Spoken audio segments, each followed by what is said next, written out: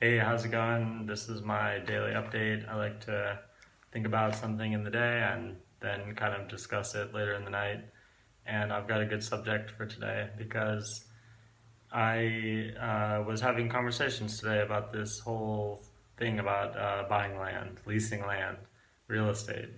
Um, and I think that what I've researched in the past couple of years is information that can help a lot of people because I want to just sort of share some of the things that that people can realize maybe about the opportunities for land in their own country or in other countries. And here, where I am in Cambodia, I'm seeing really interesting examples of utilizing land as a lease, a long lease, and that's what I've seen also in Nepal and what I've been using. And this concept of a long lease is just something that I kind of think is pretty unknown in the West or in America. I don't know what I where I can really speak for, but I don't really know how it is in Europe or whatever. But at least in the U.S., it's pretty complicated to like own land or like renting land. It's just not really something I've ever heard of in the U.S. So um, I know that it does exist, but I learned about it mainly in Nepal, and I was surprised to see how in Nepal or in Cambodia that's just the way of life. These people are leasing land on the beach, right on the ocean, like um, or nearby, just really amazing big pieces of land. And they're building hotels, they're building, these kind of tropical style, like, among the coconut trees, really simple sort of beach shack kind of thing. And it's really cool to see the examples because there's like this kind of traveler town that just sprung up here in the past 10 years. So this is kind of a perfect researching place for this topic that I'm trying to leverage in Nepal for the social work I'm doing there with education, helping farmers. So I, have this hope of getting more land that I have enough through this type of system where if I get a big piece of land and then I can cut it up into different pieces and then provide places that anybody from all over the world or local people can uh, set up camp. I can provide, I can dig a well, I can, get electricity working, get internet working, stuff like that. So that's where my kind of long term thing. I mean, I've had so much to learn about architecture and building and the whole process. And after the earthquake in 2015, I've been focused on that every day as far as my main focus of building this shelter in Bhaktapur and building a cafe in Chidwan and opening a cafe by renting space in Bhaktapur, also renting a lot of different offices, renting land, opening this cyber cafe shops in different places in Nagarkot, in Sunsari district in the south. And so I've opened up all these, commercial style office space to do these teaching center and different things. And internet cafe, like bringing internet to places it's never been before, bring electricity to places it's never been before. And it's been really fun. And it's just taken a lot of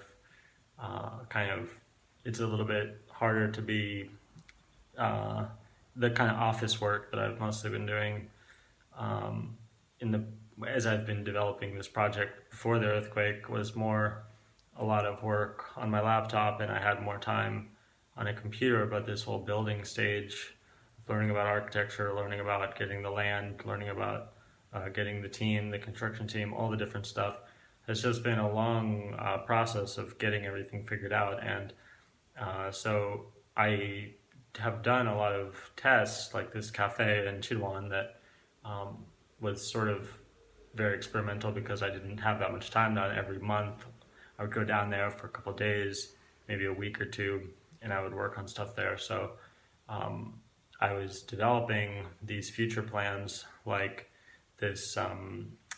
Thank you. I appreciate your comment.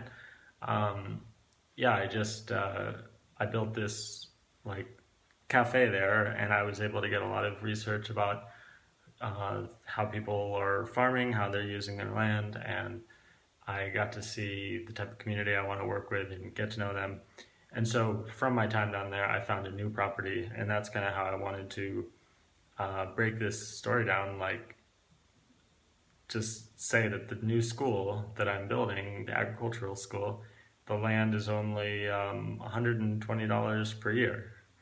And, it's just, I just feel like it's so surprising sometimes when people can learn about some of these prices. I mean, it kind of compares to the land that I have in Bhaktapur, which is $500 per year, which is pretty big and pretty near like the main city, near the main residential, very central location for $500 a year. So it's just amazing. Like, that's what I wanted to make this video about, is just like the type of things you can do for,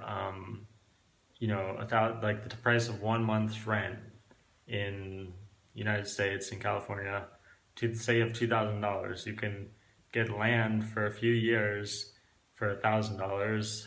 Pay a few years advance, spend another $1,000 on simple building materials and primarily bamboo. Like, I built a small cottage in the jungle on the small land that I got before this new land for the school. And I built, this like small cafe with local partners. Built the cafe, some seating, and then after that was going. Got electricity there. Built a toilet there, a septic tank. The toilet was also like less than $50 to make. The electricity was about $50 to install. I haven't installed the internet yet. Some guys came, they installed it, but then I had to go and they never got paid, so they came back and took it back. But I can get the internet installed for about $100 anytime. And what else? So I built a small cottage, like a native style bamboo thatch roof, and this like cane grass type of wall that's braided together and then covered in like a mud plaster. So that is a cool little hut. And that was less than about, around $200, like this house, like that. So during building those smaller structures, I was planning bigger structures, and that's how I was able to develop this whole agricultural center, training center plan to get the land, get the building style that I like. And I've seen a few really smart designs that I just love, that I don't even have to reinvent anything. I really just have to take the examples of the best things that I've seen around Nepal, around the world, in my travels, whatever, like different kind of examples I've seen on these collectives or these cooperative type of commune or whatever, like just these collective places, like where people are trying to live, getting people living together. But now with the training center, I want to focus on a place for giving people skills and then bringing people skills nearby. With the truck that we have, we can go out to different villages. We can bring, we can announce to people from, this $100 per month or $100 per year land that I mentioned. It's a very central location, more or less. I mean, it's a place that thousands of people can easily reach to be getting very life-changing agricultural diversification skills, monetization and business skills for using different agriculture. If they are people that have land, I want to be able to test this partitioning system of, demonstrating how markets can be made by making small spaces for people to rent. And it's exciting work, but it takes a long time. It's kind of like this slow and steady process, and it's kind of taken a while for me to build up the body of work to really be able to show people clearly what I'm doing and where it's going. But now with this new project, it's all perfectly coming together for showing what we've already built and then what we're going to build next. And it's a subject that I wish more people knew, that you don't need to be rich um, to be working in real estate or doing something, building your own house or something. Basically, for the same price of like a vacation, you can actually make houses and stuff like that. So I just think it's interesting information that I want to help share, and um, that's what I wanted to talk about today. And yeah, if you have any questions, let me know. I'm always happy to help. Just kind of give advice about these things. They're pretty complicated. There's a lot of dangers, a lot of ways that you can, you know, run into problems. So I'm happy to help the process of kind of learning about going abroad, learning about investing in real estate, how you can kind of turn empty land into something that is good for living or good for doing work on.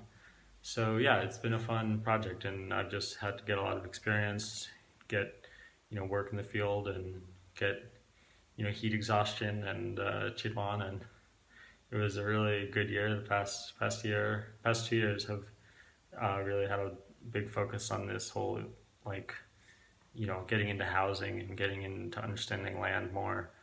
And so yeah, it's been a fun process, and thanks for checking this out. And yeah, again, ask me any questions. Check out my new campaign. It's on GoFundMe. I've already shared it on my timeline. You can check it out. Just go to my profile and I'll put it in the comments. So yeah, just catch me again soon, and thanks for watching.